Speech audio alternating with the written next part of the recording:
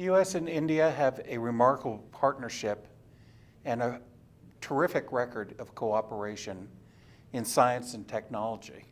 And nowhere is this more evident than in the field of healthcare.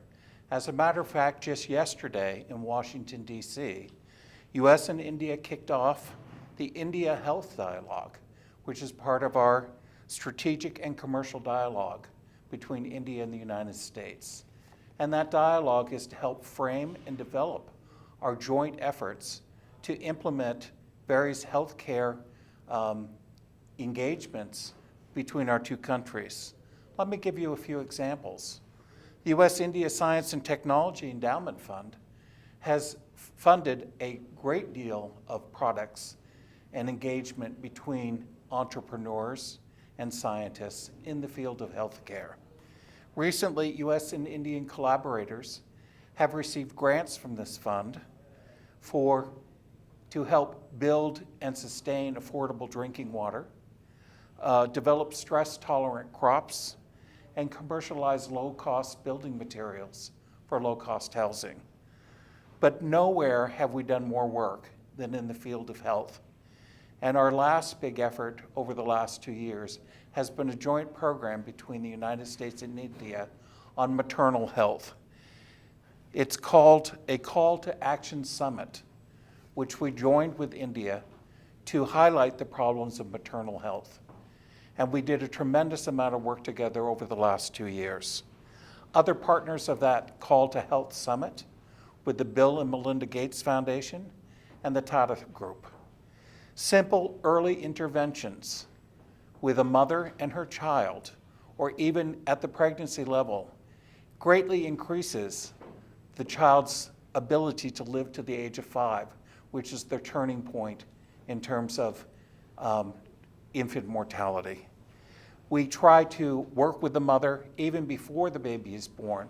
For example, we have a program in VISAG where we test pregnant women, and if they are HIV positive, we provide the retrovirals with India so that there is zero transmission from the mother to the child. That's a tremendous program, and it's 100% success. But we also work to ensure that every mother has a birthing attendant with her when she gives birth, that the baby is breastfed within an hour, that the infant is completely dried off so that they don't get hypothermia. And then we worked with them post-birth to ensure concrete planning for the health care of future babies, to ensure that the mother doesn't have rapid children one after another. India has really taken the lead in this. Only 4 years ago, they only had 34 facilities nationwide. Now they have 750 facilities that deal with this postpartum assistance to mothers. But our new engagement, which the United States Agency for International Development just announced, is called WASH, which is Water and Sanitation and Hygiene. And we are working with the Indian government and various bodies within India and NGOs to ensure that water and sanitation and hygiene are issues that we address. As a matter of fact, U.S.A. just announced that they have $71 million in grants for India, for programs here in India under the WASH rubric. And India is a real partner in that.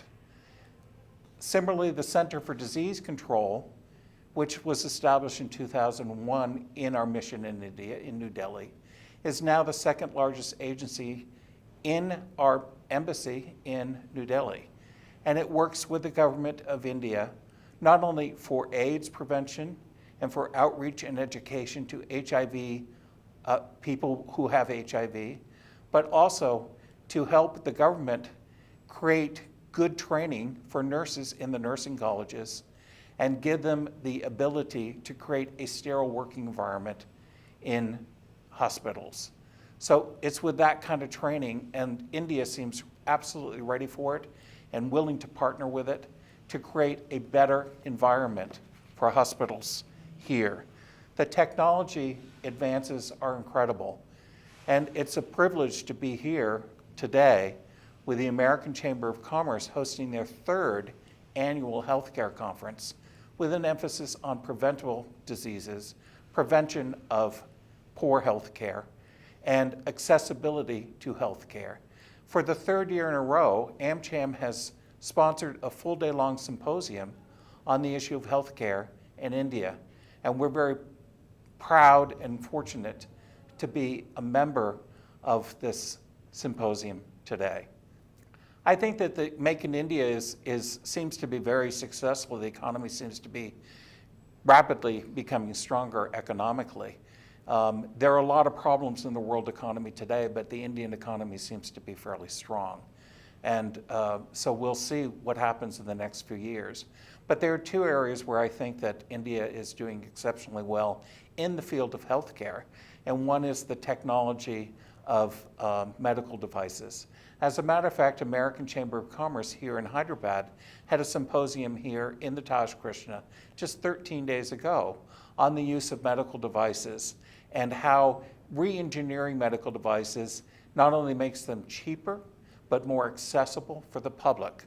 When you can do a prosthetic limb, for example, and do it through 3D printing, or a hearing aid and do it through 3D printing, not only does it fit better and work better for the individual that needs it, but it is far less expensive.